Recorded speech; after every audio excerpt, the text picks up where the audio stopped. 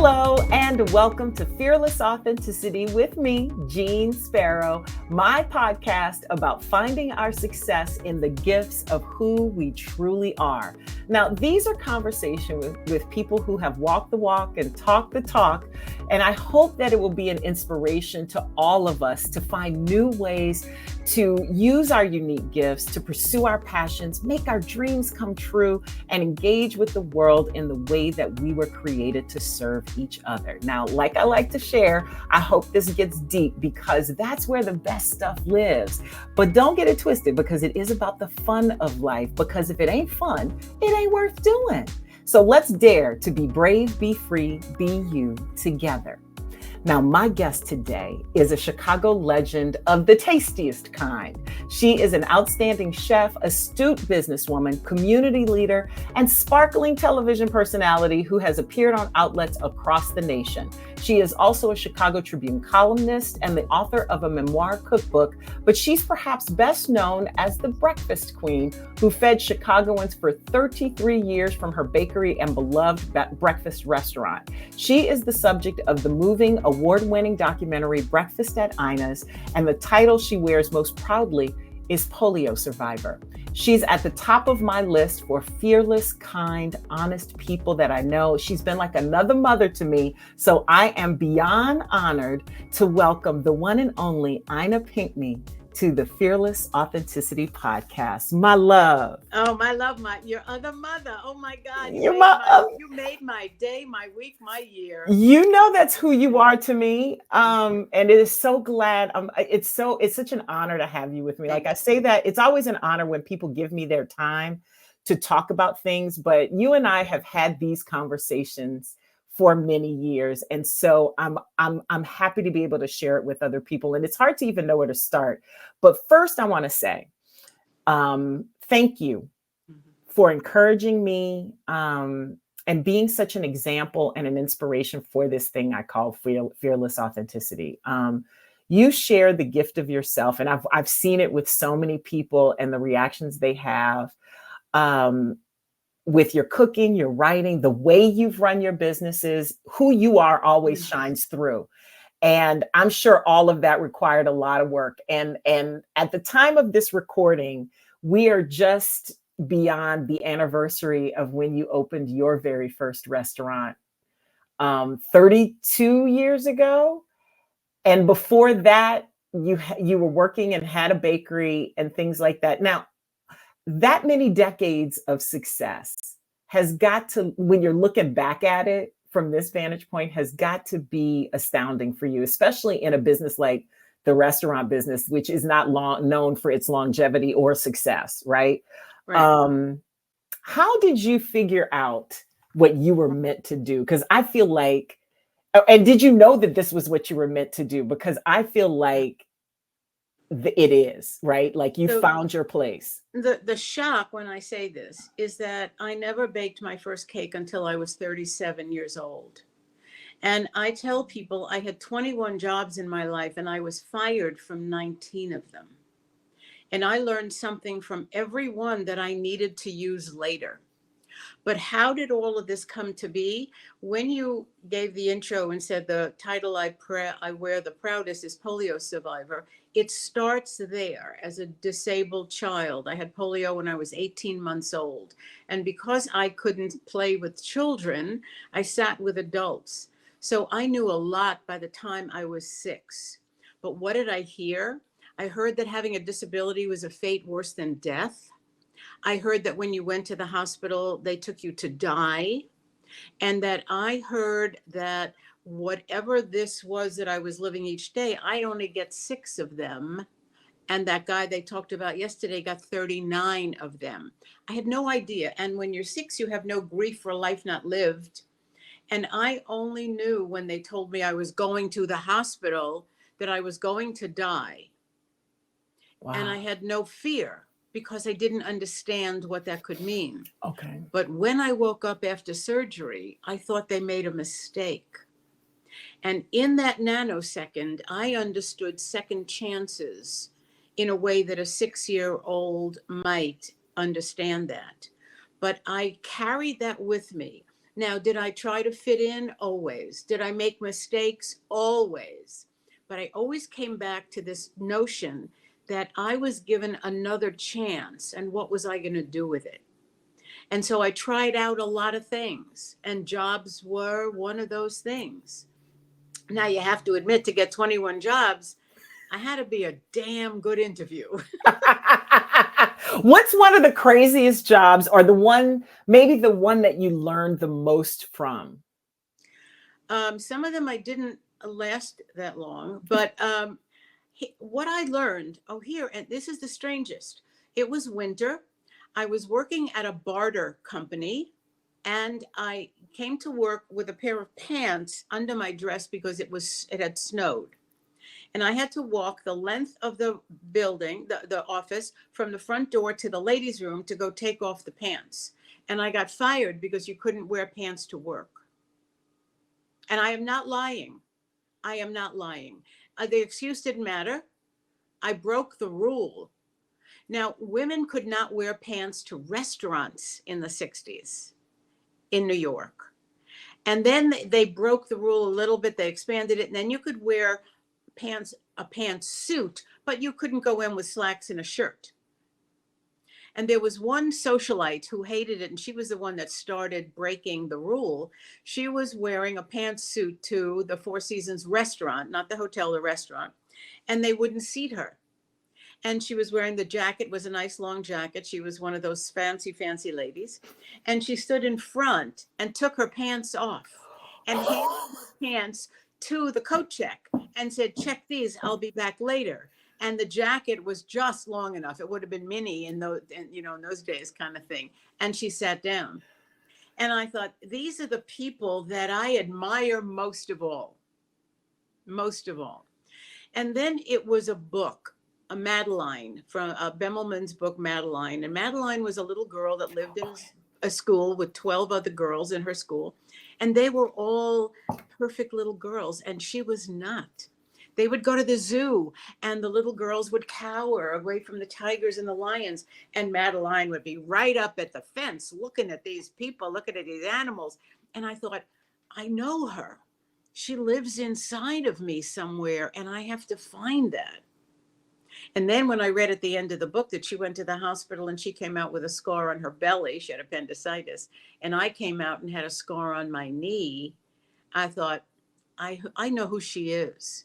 And now I think I know who I am as well. So it started there. I love all of that.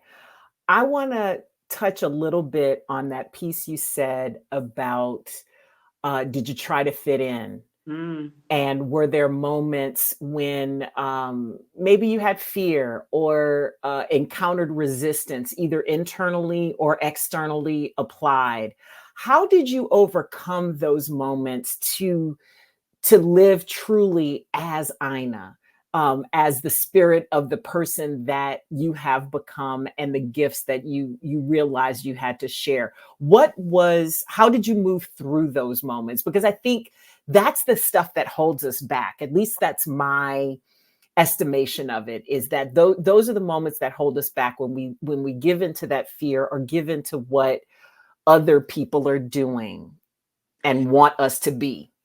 So I determined somewhere that it was better to be fearless, that it takes less energy to be courageous than it does to be afraid. So I lived with that. So there were two things that came up for me when you said that. Number one is that when I would get to the threshold of a place and I was nervous about crossing that threshold into a room of this, I knew all I needed to do was take one step and I would own the room. I knew what my personality brought to the party. And so I just had to get into the room and get over this feeling. The other thing that took courage, but was the easiest thing to do ultimately, is if I'm in a place and the thought crosses my mind, what are you doing here? I'm in the wrong place. And I leave. I just leave. Sometimes I can make an excuse to somebody who had ever invited me. Other times, you can just sort of ghost out. There's a big crowd, you don't know. But that thought tells you everything. It is better to be home by yourself, reading a book, sitting and watching TV, than to be whatever this is. But your instincts tell you, and we don't listen. But sometimes I wish everybody had a ticker that goes across here like they do with the Wall Street things. What am I doing here? I'm out. You know, you have given me some really amazing advice about that. Because to me, I do a lot of posts on self-care because I feel like when we take care of ourselves, it sets us up to be able to share our gifts and to be of service to each other in the way that we're supposed to. And one of the things, because to me, this speaks to that conversation we had about boundaries. And I don't know if you remember this, but we were talking about relationships. And I think we were talking about friendships in particular. And what you started talking about to me, how you decide to set boundaries in relationship and kind of how you navigate, the dance that happens. And this is whether it's romantic or friendship or what have you, because I think it applies to all. And also how you enter and exit relationships and make those choices. What would you say is your view of self-care, especially the care of your spirit? Because I would imagine that as a child who was disabled and had to overcome polio, you had to make some very particular choices about the kinds of people you were around, the kind of energy you let into your life. Any particular practices or rule? Now, because clearly you're a rule breaker, but well, I'm a rule maker. Okay, I like that.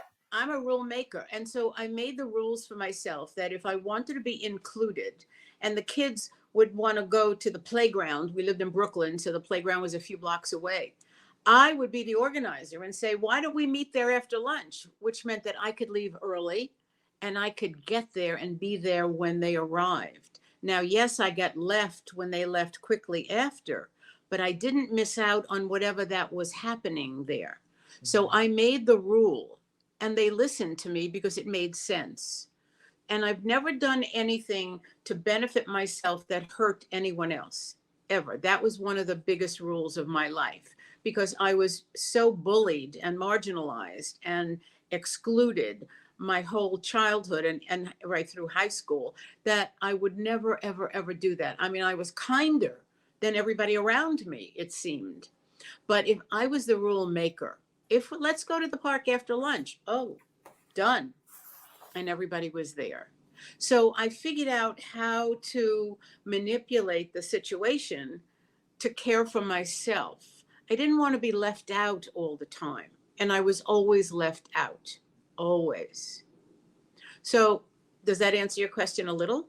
A lot. I'm letting it sink in, because what strikes me about that is how these things that happen to us as children, and maybe not as dramatic as getting polio and becoming disabled, but it's amazing to me how these things that happen to us when we are children impact us our whole lives. Because, for me as an adopted child, abandonment is an issue. Like, you always think if somebody could give you up, anybody could give you, if your parents could give you up, anybody could give you up. And sometimes it leads you down a path of doubting whether or not you're valid. But all of us have some kind of experience, whether it's betrayal, abandonment, feeling left out, not being included, being lied to, all of those things, I think, impact us well into our adulthood.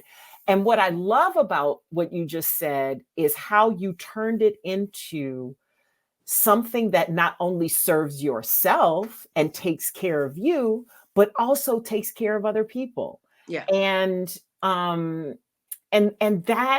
that I think are those life lessons that stick for all of us, because I think we can all relate to those things. I want to dive a little bit deeper into that, especially when it comes to your identity and role and the work that you've done as a polio survivor. We have talked about it because I think by the time I came around, it was just, you took a vaccine and you don't realize the impact that it had at that time. And now that we've been through a pandemic, we can see maybe not exactly the same, but similarly. And I wonder what, Easter eggs are waiting for us down the line. Do you have a system or a way of approaching the challenges or setbacks, or maybe even outright failures that have happened as a result of your experience? Like, I find that most entrepreneurs and business people who've worked for themselves have learned how to take, what is it they call it, failing forward, where it's like, because there's any number of things that go wrong in any day of the week when you have your business. And I know, but do you have a way of approaching those things and handling them or moving through them? I'll tell you where it came from. I think I'm going to go back to something very literal at the restaurant. I had 2 jobs at the restaurant. One was to fill the seats. And I did that in every kind of way with guerrilla marketing. I never wanted to be in the food section of the newspaper because it's the lowest readership and the most fickle. I wanted to be in public interest. I wanted to be in real estate. I even got into sports once. I want to be human interest. I want to be everywhere else so that somebody who's reading an article about mowing the lawn would go, I've never heard of Inez. Where is that? What is that? So that was really important to me. I had to fill the seats up. Number 2, I had to metabolize anxiety. That means when the door opened up and Jeannie Sparrow walked in and got my biggest hello, you could never know that the walk-in cooler wasn't working right. I had absorbed it all. I took it all in. I had to be thinking about how I was going to make this happen and fix it so that your experience was exactly what you came in for. The only retail situation on the planet where people come in to give you their money. You never walked in and said, can I have those pancakes in blue? No.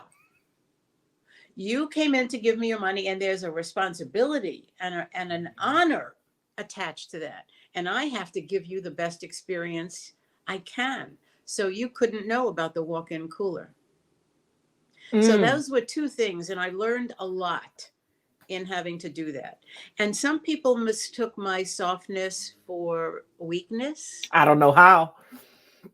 I made sure that everything got done, but with a smile. Or this was probably the loudest I ever spoke to someone who was really screwing up. The only time I raised my voice is when one person did something that was so dangerous that he could have hurt himself or someone else. But other than that, I did everything like this because women change the dynamic. Women bring a different sensibility to the process. And they knew, don't mess with the patrona. The patrona will, no. Don't disappoint her is what it was. Don't disappoint her. And granted, I had the slightly white hair in those days. And so I was very grandmotherly. So there was a certain respect. But when I started out, they treated me like crap because I was not one of the boys. How did you get through that?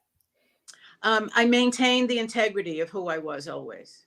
I maintained the integrity. And I treated them all. I was there in the morning to make sure that I unlocked the door because I greeted each one of the employees because they were my first customers. And so they began to understand that I set the tone. Good morning. How are you today? I'm so happy to see you. I love that baseball cap. I love that. How is your child? And so they began to understand that there was a different something happening here. And what's interesting, because as a regular patron of the West Loop location, the thing that stood out to me was how consistent that vibe was across, whether it was somebody who was bussing tables or the person who was, serving or dropping, an entree or coming to take an order, or you or Shayna or anybody who worked there. It was always very consistent. And it was about the intentionality of serving others. Always. And that was my whole goal. And even to the way that you, I'm going to say, circumvented trends that were consistent elsewhere. So for anybody who's never been to your restaurant, you were no smoking before it was a city law. I created that. I created Oh, that. But I was no cell phones. and that's what I was going to get to. That was the first thing. The first people that walked in with cell phones that were as big as a shoe. And there were 4 men sitting at a table in my first place on Webster. And I went, oh my God, this is the future and it's not pretty. And these people felt entitled. Well, I have a phone. I can do whatever I want. And the answer was no, this is my place. I'm feeding you nourishing food and it has to be in a nurturing environment. And that does not include ringing cell phones or loud talking. And the thing that was beautiful about that I found once, we went, like every person I brought there who hadn't been there before, we all were attracted to going there because we could put our phones. It's almost like you gave us permission, especially by the early 2000s, especially by that point where our phones were so ubiquitous, that it gave us permission to turn our ringer off and put it away for an hour and a half or 2 hours, however long we were going to sit there. And so the question I have for you, and you already answered on it, and you already touched on it with the nourishment of food, creating that experience and that atmosphere, not only for your staff, but having, and because that trickled down to the rest of it. What does it mean to you, and what is important to you about creating that experience and about being of service and being able to see the things that people may not anticipating their needs, right? Like, I don't know that many people would be like, oh, I have to take this call, whatever, and see it as a little mini vacation until they experience it and you give that to them and require it of them. I think we sort of touched on it as we were coming up to this moment, and that is, I wanted a place that I would love because I had to be there every day. And so I kept thinking, how am I going to do this for myself, for my mental health, for my self-care? I'm going to be working like a dog, and I need to be able to look at around the dining room and see people talking to each other and being with the food and educating each other, because I wrote that newsletter every month. And so somebody would say, what are these pasteurized eggs? And somebody else at the table could say, let me tell you why she uses those. And so there was this whole beautiful confluence of information and sharing. And I stood there some days almost in tears because the buzz was perfect. And I could see everybody was talking to each other at the table. Oh my God, my heart was just so full, so many days. And I did it because it was what fed me. It fed me. Now, I also want to put a PS on that. I never had a hot meal there. What? I could never get a hot meal. Oh my God, at 2:00 when we were closing, I would grab a piece of bread and go home and be miserable. I mean, that's hard to explain, but yeah, that's what happened. Because listen, sister, when I tell you I miss your chicken and waffles. I do too. Ma'am. I do too. Ma'am. Oh my God. And the honey. Oh my And God. we were the first people to do hot honey. Do you know, we were the first ones. Good. But here's something else that I learned from all my childhood. I was hypervigilant and hyperoral. I had to know as a child what was going on all around me so I could be safe and I could be functional, right? I use that every day at the restaurant. I cannot tell you how long it's supposed to take for a sheet of ice cubes to drop in the ice machine, but I can tell you if it's been too long.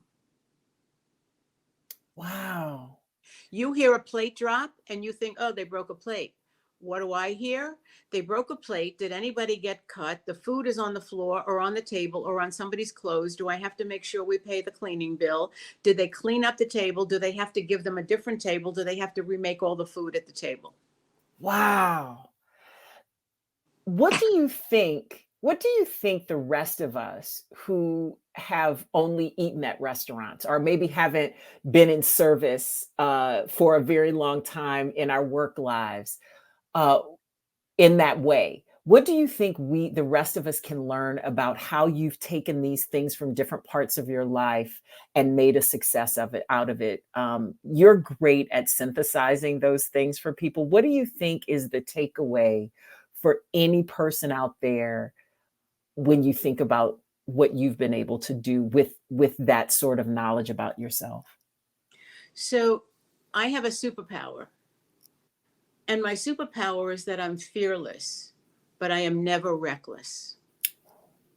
I have learned everything I need to know before I set foot on the path. And that also goes back to the disabled child.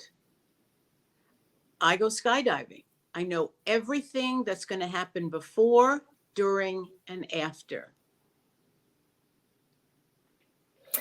Where do you think we usually, or most people, fall short in that process? They're afraid to trust their instincts. Mhm. First of all, they're afraid to trust their instincts. And then they go into the fear because they haven't researched what it really is going to mean. They get stopped by the fear. I got a call not long ago from one of the handsomest men on the planet, who would be Eric Williams, the chef at Virtue. And Eric called me one morning and he said, Ina, I hope you're not insulted by this, but I need to ask you a question. And I said, you know, I'm available to you all the time for that. He said, I remember when I was little and I had a question and my mom would say, why don't you go ask grandma? You always ask the elders. And he said, and I don't have a grandma anymore. Would you mind if I used you as an elder? And I said, I am honored to be in that category now. Honored. And he asked me a question and I thought about it and I gave him an answer. And he goes, that's exactly what I needed. He said, I love you. And he hung up. I don't know why I put that in, but it felt like it belonged there. It does belong there because it is about. He was fearless. He called me. And the thing is, I think sometimes the fear keeps us from involving other people in whatever it is we're grappling with. It's the Completely.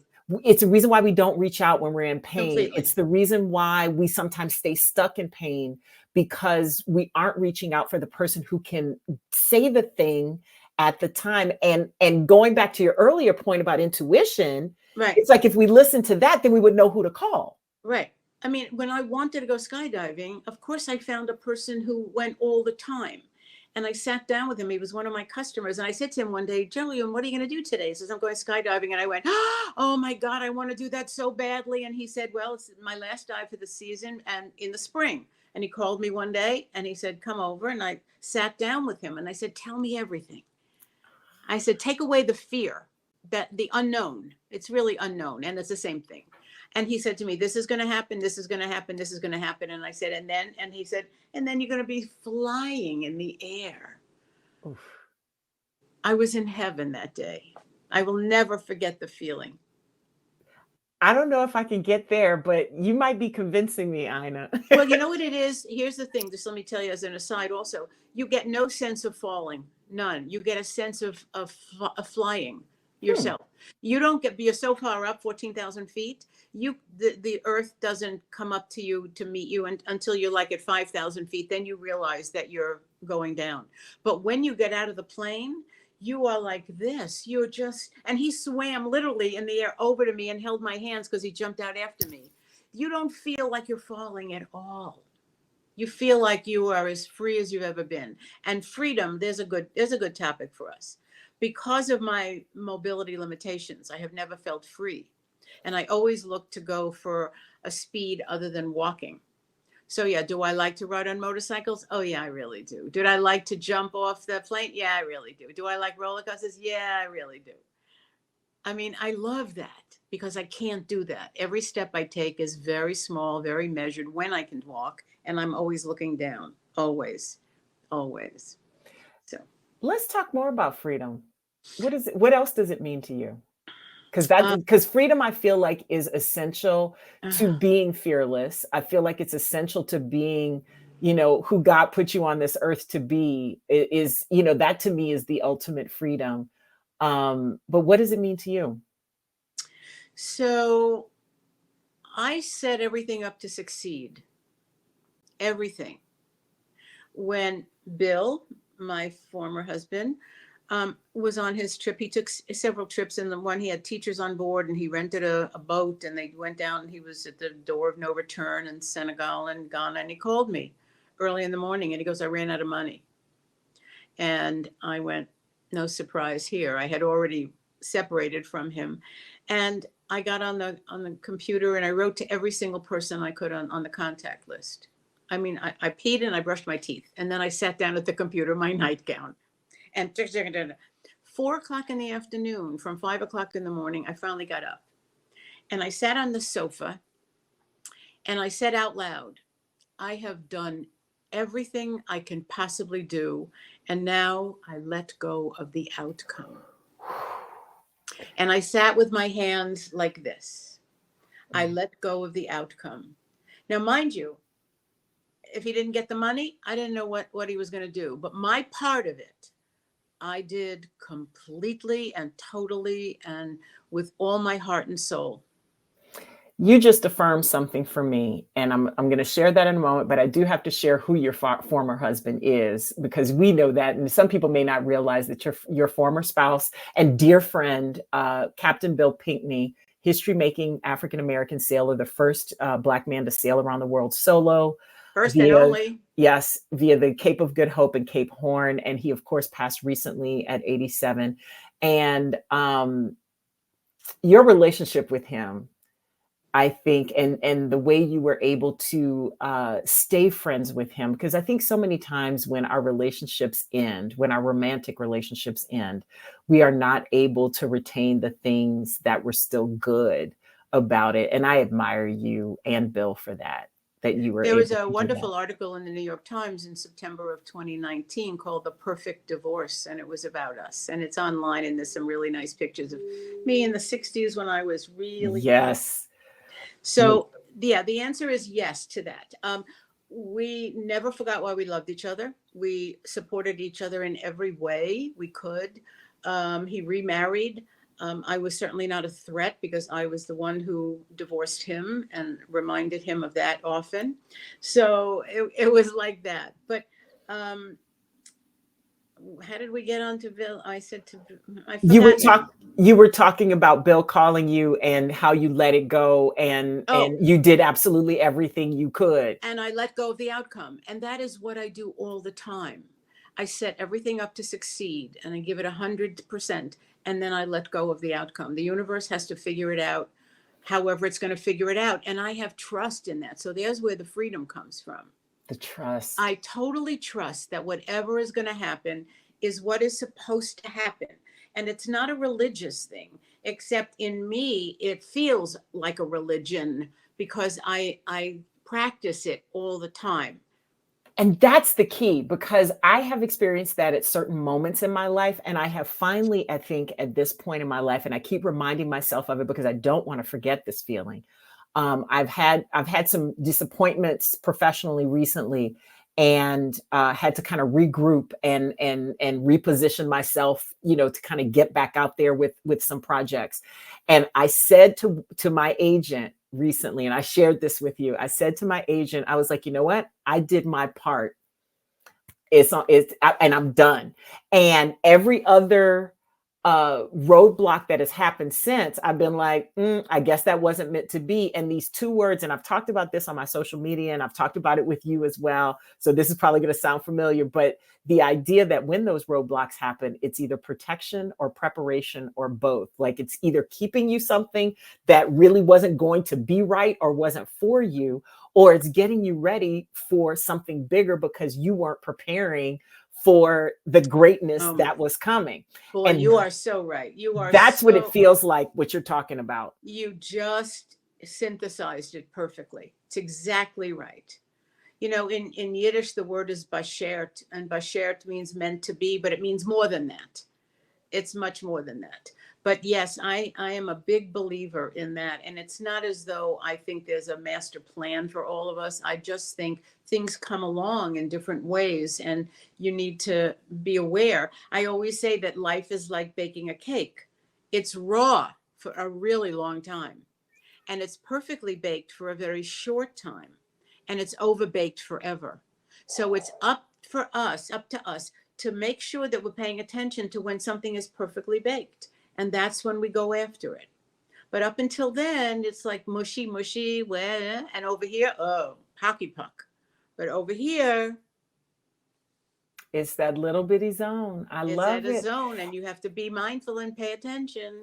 And you taught me bashert. And can I tell you, when you start paying attention, when you start paying real close attention and observing the world around you, you start to see that concept of what Bashert really means. And I thank you for teaching me that oh so many years ago, because it was not a word I'd heard of kismet before that. But that sense that if it's gonna happen, it's gonna happen. And when it comes together, it's coming together, and you can't miss it. Like, that's how I took it. And because it's in Yiddish, you'll even hear it in the old movie, The Fiddler on the Roof, when the matchmaker comes to the young girl and she goes, "I found your bashert." Right? "I found your bashert. I found the one that's meant for you." And it's like that with other things. I want to go back to something that you touched on, but I think it's worth revisiting. And that is the people that you surround yourself with, and the people that matter.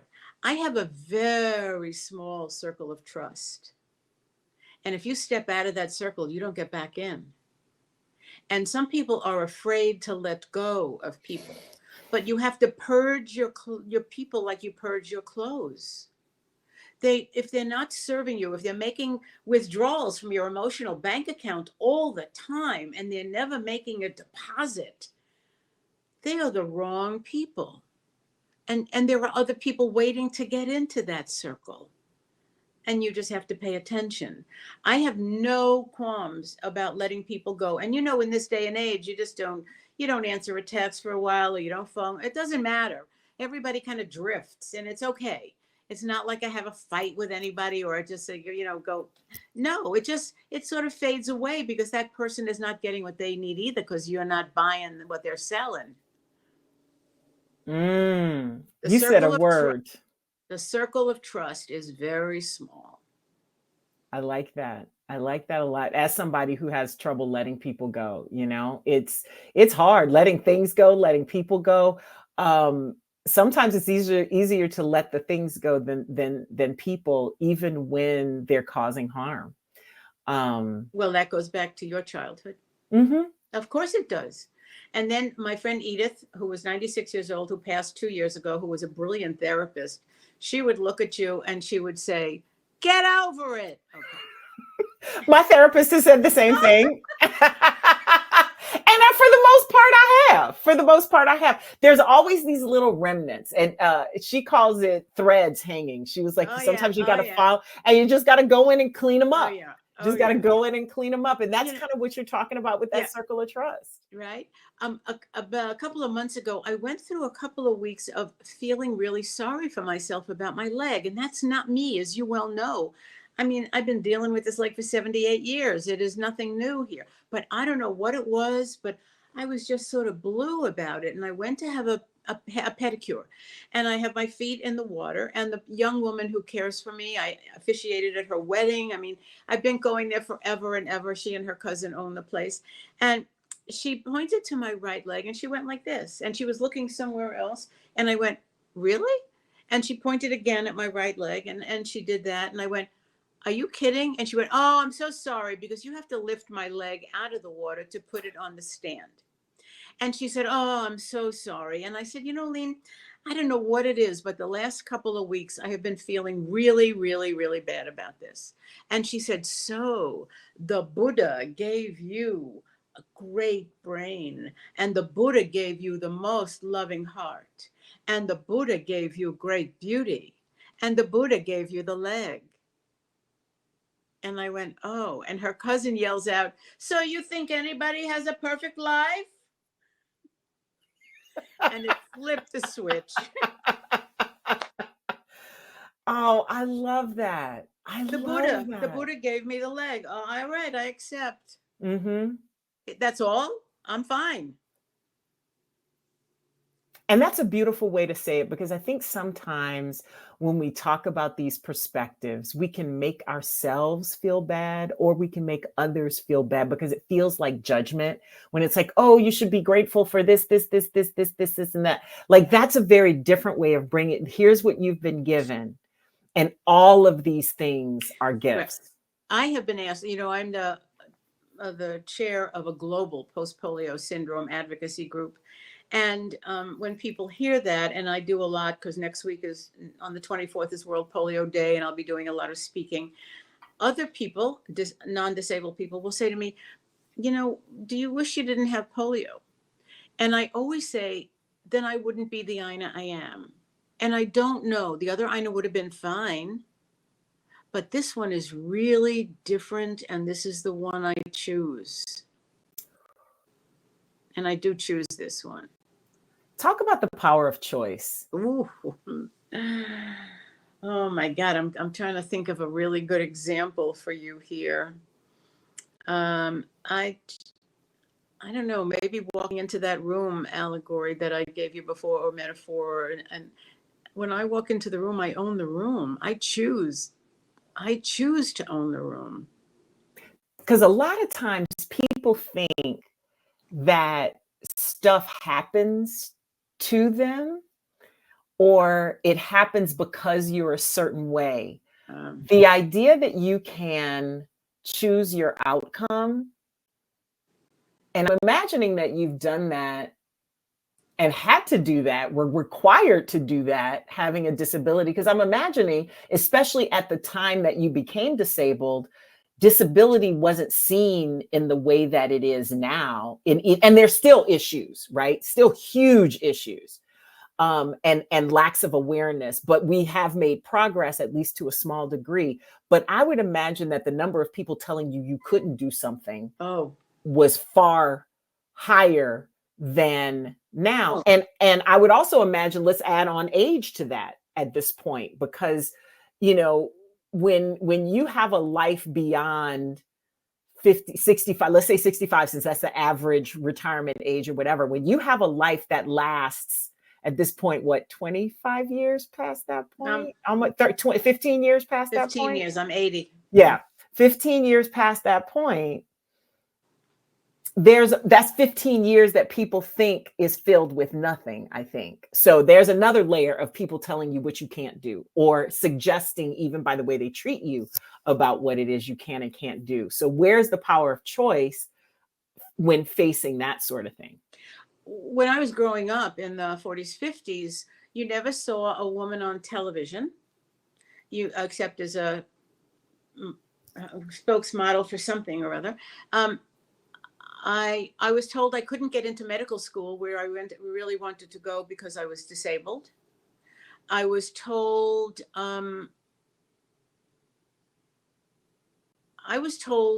that I should probably if I was interested in medicine, I should get a job in a lab where I could sit all day.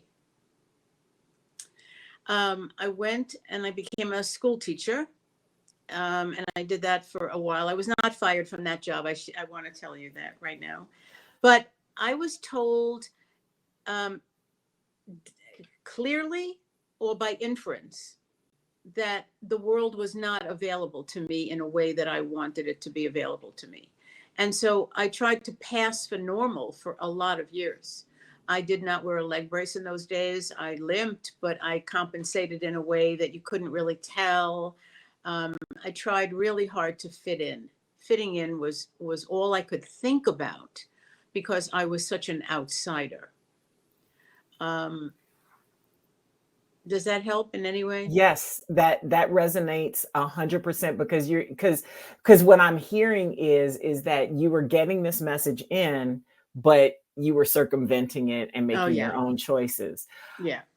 I want to talk to you now about legacy, because you are such an amazing storyteller, and you chose to tell stories while you were a busy restaurateur. Like, I don't know how you did that newsletter every month when you were running a restaurant. I'm glad you continued doing it. I'm also happy that you've added on the videos that tell those stories in more depth and detail. So y'all hit the subscribe button for Ina on Substack. Yes, and get in on that. And also, it's even how you chose to do your cookbook as a memoir cookbook, as opposed to just giving recipes. You told the stories or the history behind the different, so when I make my heavenly hots, I always get a little story with them. You get Maria Tallchief with them. Yes. I know. Yes, I do. I And know. so what is the importance of story for you in creating legacy? Because it's also how you um, have have chosen to honor Captain Bill Mm. as well, in keeping his legacy alive and the work that he was doing that wasn't quite finished when he passed away. What's important about us telling our own stories, truthfully, transparently, and what's important to you about it? I think it's essential because it's the way that we first identify ourselves and that we make connections with other people. There are some people who are listening to this right now who may have a disability that is not quite public, and that can be in any way. It can be a case of ADHD, it can be all kinds of other things that they're not disclosing. And I want them to find the freedom to be who they are, whatever that is. I mean, I had to fight for this. This didn't come like, oh, I think I'll be Ina. I had to understand what the other Ina, if I didn't become this, what kind of life could I have led? And I weighed the two. It was like the difference between, did I want to be like my mother or like my father? And I chose my father because when my father walked into a room, everybody was happy to see him. My father loved to laugh. My father parted every red sea of impossibility for me. And there I was, and through the reflection of him, I got to understand who I could be. And then I got bigger in that. Oh, I I got love that. bigger in that. I My love. mother saw me as damaged. My mother Mm, wouldn't get me a shoe with a little bit of a lift on it because she said it would look funny. I mm. also wore two different size shoes, because my feet are two different sizes, but she would only get me the one, and then we had to put insoles in it because she didn't want it to look funny. So Mm, there were all of those limitations in her, where right. she felt that she felt she failed me, because where did she Mhm. take me where the other mothers didn't take their kids, I was the only one that got polio in the building and nobody else did. So Oof, she lived with that guilt. And so no matter what I did, it wasn't going to help.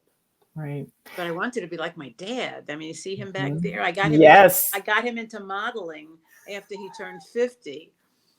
And I got off the subway in New York, and I see this poster in the subway in New York at the F train. And I'm like, oh my God, that's my father. So I took the train the next day, got into the same car, got off at the same place with a box cutter and cut the sucker right off the wall. You are such a New Yorker. I swear, Ida. The fact that you even have a box cutter, ma'am, I love it. All right, I have two questions that I always wind down my podcast with. The first one is, what is your, and it's a two-parter. What is your proudest accomplishment, and what do you still dream of doing? That's the first question. My proudest accomplishment is that I'm still relevant, that I have more to give, and that people invite me to the dance. Mm.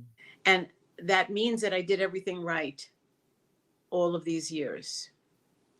And what was the lesson? What have I left to do? What do you still dream of doing? Oh my God, what do I still dream of doing? I still dream of flying with the Blue Angels. Ah, And I'm working on it now because they come to Chicago next summer. nice. I might need your help on that one.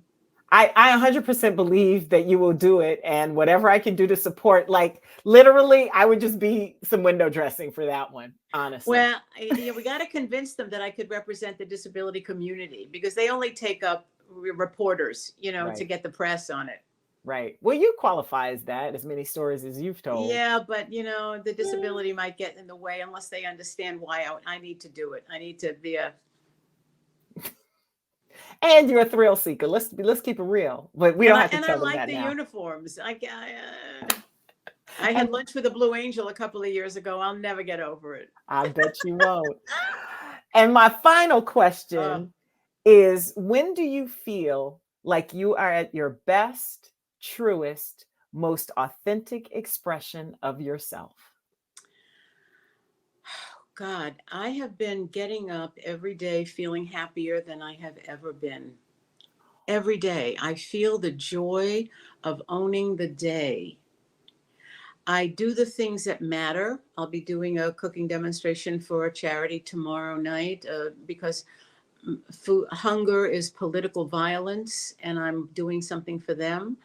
Um, I I wake up joyful now, joyful in this sense of freedom that I never thought I would ever have. I worked really hard. I did everything. And when I take my last breath, I will be able to say to the question, Ina, did you do enough? I will be able to say yes. And what you will hear back from a chorus, and I'm hoping it's many, I many, hope it's many, many gospel. moons. I hope it's gospel. It will be sung to gospel, but you will be hearing a job well done, ma'am. Job well done. Amen, my sister.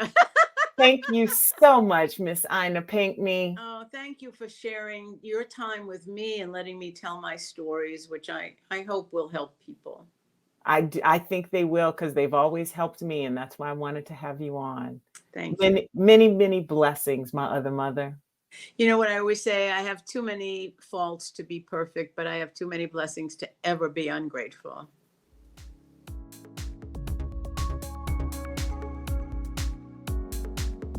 Thank you so much, Ina. I love having conversations on the podcast with my friends, with people who I've talked about these things with before, but it becomes so much more intentional on the podcast. So I always used to say when we went to Ina's for meals that we always got a little bit of wisdom with our food, especially if you were open to hearing it. But it's nice to have it. Although I could have used one of the a stack of Heavenly Hots. That's all I'm gonna say about that. Get her cookbook and you'll see what I'm talking about.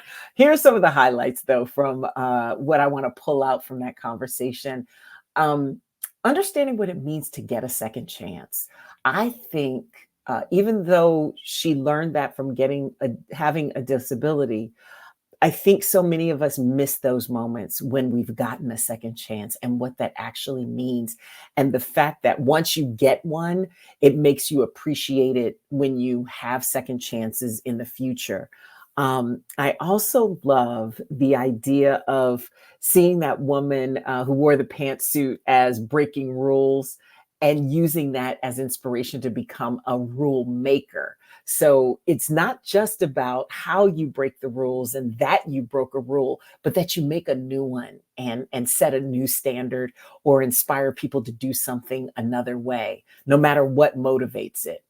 I also, and this is actually advice that Ina gave me a long time ago personally, and it's absolutely true. Thinking of your friends as being in a circle of trust and keeping it tight and understanding who is making more withdrawals from your emotional bank than making deposits, and finding that harmony in that circle, because that's the thing that sustains you. I really love the advice about taking less energy to be courageous than it does to be afraid, because being afraid it burns up some time, mental space, and everything. And beating the fear is just about taking that first step. People tell us that all the time, but why don't we listen? And then the flip side of it, listening to the discernment of your instincts that, if you ever get this feeling or ask this question of yourself, what am I even doing here? Recognizing that that's the way your body is trying to tell you, it might be time to leave and move on. Sometimes we stick through things because we think we're supposed to, that we really need to leave behind. I also love that she is fearless, but not reckless. I mean, and this from a woman who's jumped out of a plane, but understanding how you get into fear in the first place and how you lose it. It's just that we don't know. So we have to choose to research, to ask for advice, because sometimes we're even afraid to ask for advice. Instead of stopping just because you're afraid to trust yourself, which is what your instincts are. So thank you, Miss Ina, for your great food for the soul and your wisdom that serves our soul too. You can get Ina's book with all her recipes and stories, plus sign up for her newsletter and subscribe for her amazing video stories too. It's a wonderful catalog of things you should know. And of course, the wisdom that goes with it. I also want to thank you, my Fearless Authenticity listeners. I appreciate you for your attention. I appreciate you for supporting the pod. I would not do this without you. And you know, I couldn't do it without my team. Thank you to the entire production team that makes this happen every week. I also want to send out a special shout out this week to Jerry Johnson for my theme music. Thank you so much, my brother. I appreciate you. I also hope you will rate, review, download, subscribe, and share this episode everywhere you get your podcast, including on YouTube. It does really help us spread the word about the pod and increase our viewership and listenership. I also would love it if you signed up and joined my community. My newsletter comes out every month. You can find that at fearlessauthenticity.com. You can also get it on social media at Ms. Jeanne Sparrow on YouTube and Facebook and TikTok. And I'm at Ms. Jeanne Sparrow. I'm sorry, at JM Sparrow on Instagram and Twitter.